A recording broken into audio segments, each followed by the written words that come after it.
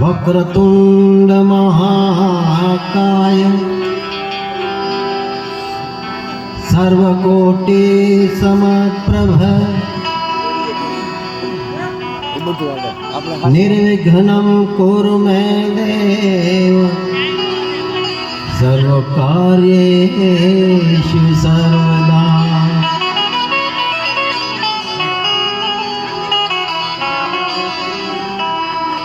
હે મારી જગદંબા,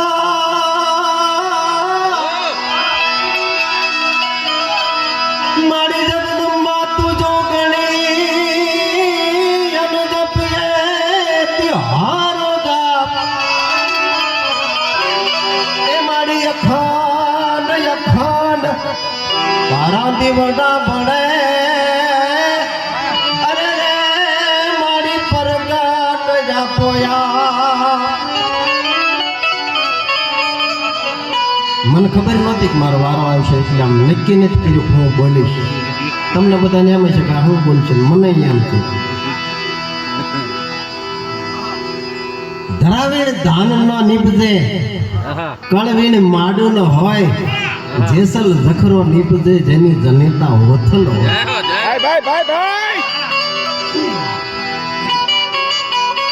કોઈ શૂરવીર થયા હોય, કોઈ દાતાર થયા હોય, કોઈ સંત, તો એની જનેતાને દઈને કીધી. કોઈ એમ કીધું કે વાલાભાઈને ખંભાને દઈને છે. એ ધન ભૂખ જીજાબાઈની એ કે જા શિવાજી પાજો હતો, તલવાર કેરી ધાર પર હિન્દુ ધર્મ રાખ્યો હતો. એ પુત્રને પડકારતી કોઈ જનેતા એના પુત્રને એમ ન કે મરી જાય. પણ જીજાબાઈની વાત છે કે પુત્રને પડકારતી જ મરજે સમર મેદાનમાં. અમ દેશની આર્ય રમણી અમર છે ઇતિહાસમાં. દેવી ભાગવત કથા અને શક્તિ ઉપાસનાની વાત છે. ક્યારેક ક્યારેક આવી રીતે મને ક્યારેક બોલવાનું થાય ત્યારે બહેનો, આમાં તો બહેનોનો જે વિભાગ હોય ને, મારી પહેલાં કોઈ હાસ્ય કલાકાર સ્ત્રી વિષયક જે જોક્સ કહેતા હોય ને, બહેનો દાંત કાઢતા હોય, ત્યારે હું મારો વારો હોય ત્યારે કહું કમસે કમ તમે તો દાંત નો કાઢો.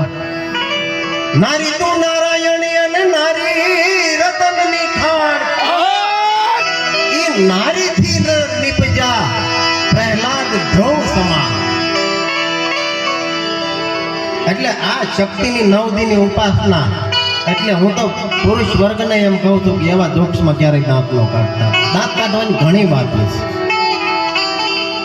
કે અરવલી જે અટકીને દેશો અને હા મે થયો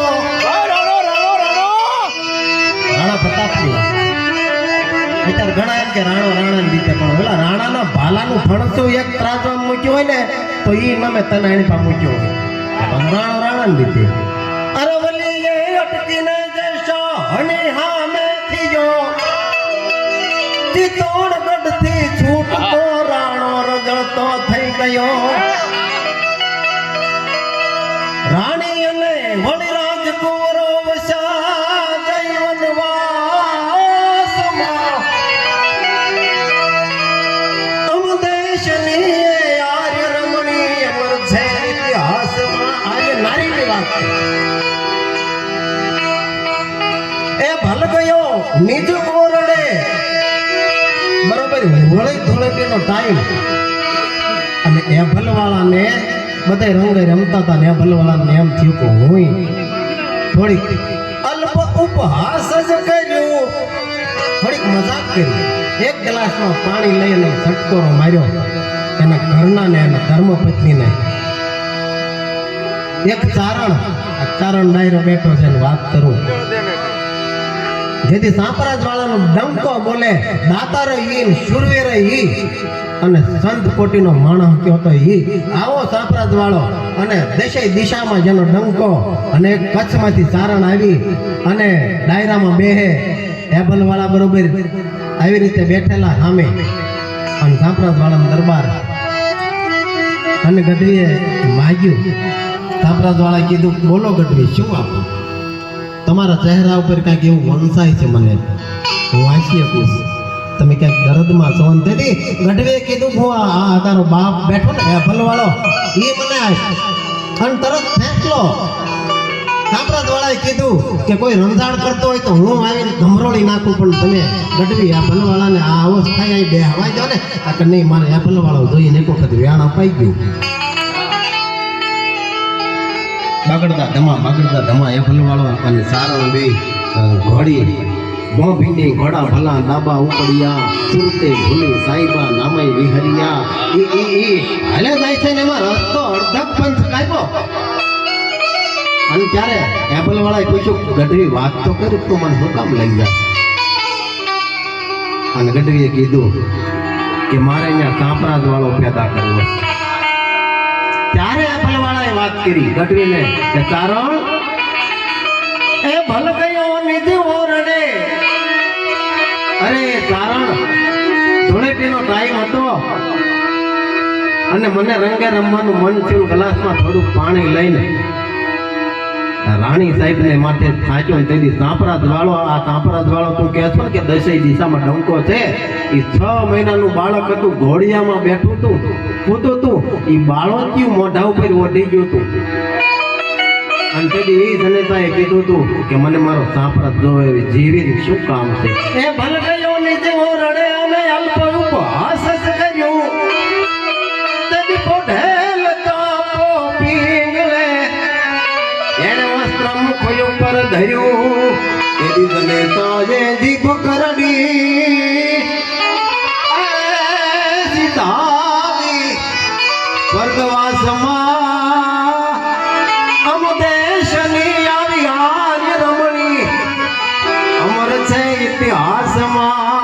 ઘણા દુહા છે સદા સમય દુહો છે. વાજો પુત્ર ની જુવાનીએ હાથે થતા મુખડું હશે. ત્રિલોકનો નાથ એના ઘરે આવીને થાળી માથે બેઠેલો અને માગ્યું કે તારા દીકરાનું માંસ જોઈશ. જ્યારે એ બાવાને રક્તપીતિયા બાવા ભગવાન ચતુર્ભુજ પોતે એક બાવલિયાનું રૂપ લઈને એના પાદર બેહી ગયેલો બિલખા નામનું ગામડું. હજી બિલખામાં જાય અને એ ઢોઢની માટી મોઠીમાં ભરીને કાને રાખો તો એક ખાંડણિયાનો અવાજ આવે, ગંગાવતી ગાતી હોય અવાજ આવે. તમે એક વખત માટીને કાને રાખી દેજો. ચેલૈયા રે કુંવર ખમા ખમા હે મેં તો મારો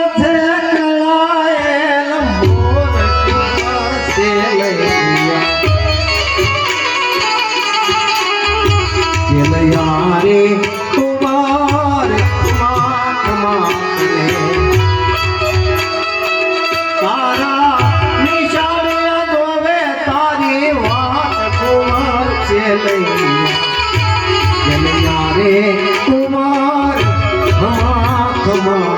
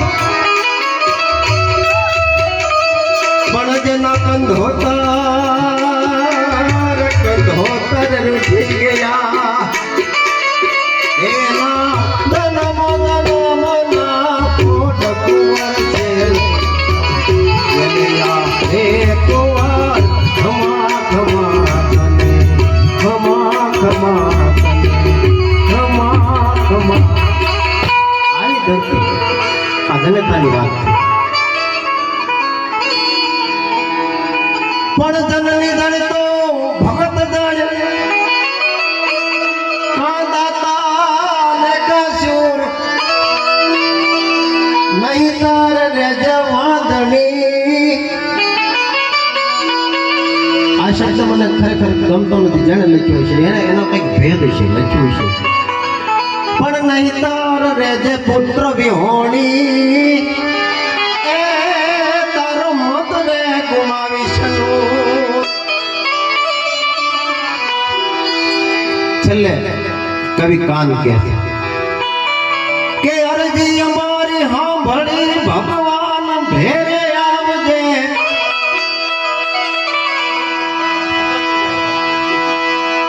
અરજી એ અમારી સાંભળી ભગવતી ભેરે આવજે. આ દાન બનાવે આ દેશને એવા પુત્ર જન્માવજે.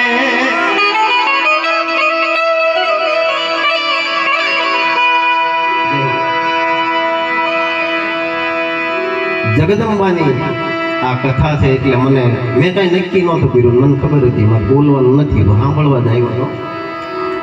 પણ આ જે બોલાવ્યું છે એ ભગવતીએ બોલાવ્યું છે. નગર મને ગમે ત્યારે કોઈક અચાનક કહી દે ત્યારે હું એક પ્રસંગ કહું છું. કંડરો ડુંગર એક દુહો ધરાવીને દાન નો નીપજે, કળવીની માઢું ન હોય, જેસલ જખરો નીપજે. જેની ધનેતા ઓથલ હોય. આ દુહો હમણાં કીધું મેં. તો આ જેસલ ને જખરો છે.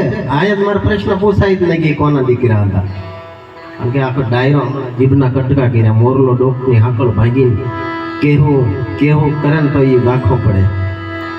આ ચારણ ડાયરો ઓઢો જામ ને ઓથલ પદમણી બરોબર કંડરા ડુંગરમાં બેઠા છે. કહેવાય છે કે હાડ નું ટાણું, પણ એ છંદ મને આવડતો નથી એટલે હું શ્રાવણ મહિનાનું ટાણું. શ્રાવણ જલ બરસે સુમંદર સુરસે બાદલ બરસે અંબર છે.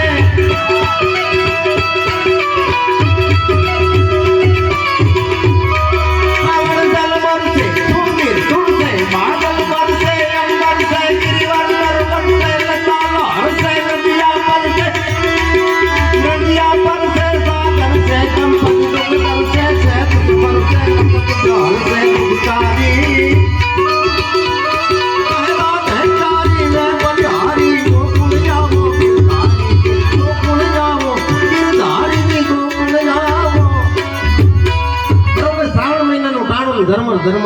ધર્મર વરસાદ વરે ને પવનની જે થાપટું છે ને એ ઓઢા ગામના પૈડ માથે એના ગાલ માથે વરસાદની ઝેણો મોકલે છે. ઓથલની નજર ઓઢા ગામ સામે ગઈ ને ઓઢાની નજર ઓથલ સામે ગઈ એટલે ઓથલે પૂછ્યું, ઓઢા તું આજ ઉદાસ કેમ છો? તેથી ઓઢા ગામે જવાબ આપ્યો છો, સાંભળી ઓથલ પણ શિયાળે હોરઠ ભલો અને ઉનાળે ગુજરાત પણ બરખા માવાગઢ ભલો. એ મોળો કચ્છડો બારે માસ. વથલ મને મારો કચ્છડો સાંભળ્યો છે. આટલું જ્યાં ઓઢાધામ બોલ્યો તો પડખે મોરલો ત્રણ ચાંતો તો લોકની હાંકલ ભાંગી ત્રણ ખટકા કર્યા. કેવું કેવું કેવું ત્રણ વાર જ્યાં બોલ્યો તો ઓઢાધામની આંખમાંથી ફટકની માળા તૂટે ને જેમ મોતીડા પડે માહુડા ધરતી માથે પડી ઝીપાઈ જવા માંડ્યા. ત્યારે વથલ મોરલાને ઠપકો આપે કે મતલબ તું મોરલા આને લવતો ઈ તું ધોદા આ એક તો મળો ઢોવદા હરો. એની ભાષા નથી પણ આ ડાયરો છે એટલે આ એક એક તો મુજો ઢોયો તારો એમાં દૂજો કર કાગા આ એક તો મારો યો ઢોલા હરો એમાં દૂધો કરી કાગા વથલને મોરલાએ જવાબ દીધો તો શું કીધું પણ અમે હાડી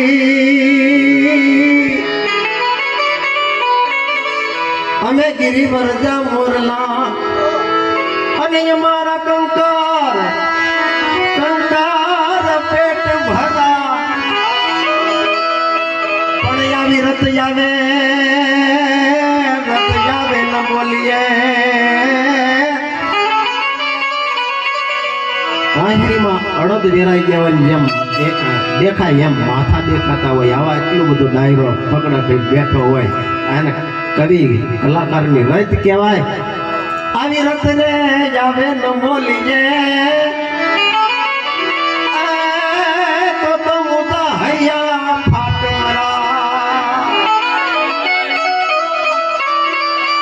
અરે ઓથલ અમને જેથી ત્રણ ન મળે હાથ દીની હેલી મંડાઈ ગઈ હોય અને જેથી ત્રણ ન મળે તેથી કાંકરાથી પેટ ભરી રહી પણ રચડે આવે ન બોલીએ તો અમારા હૈડા ફાટી જાય હો એમ અહીંયા કેટલાય એવા મોરલા છે કે જેને ત્રણ ન મળી હોય ને તેથી કાંકરાથી પેટ ભરી રહે એકલા પાળે બેઠા બેઠા દોહો ગાઈ લે પણ આવી રત હોય અને એને ન બોલવા દઉં વધારે હું બોલું તો એના હૈયા ફાટી જાય એટલે અત્યારે એટલું બોલીએ જય માતાજી.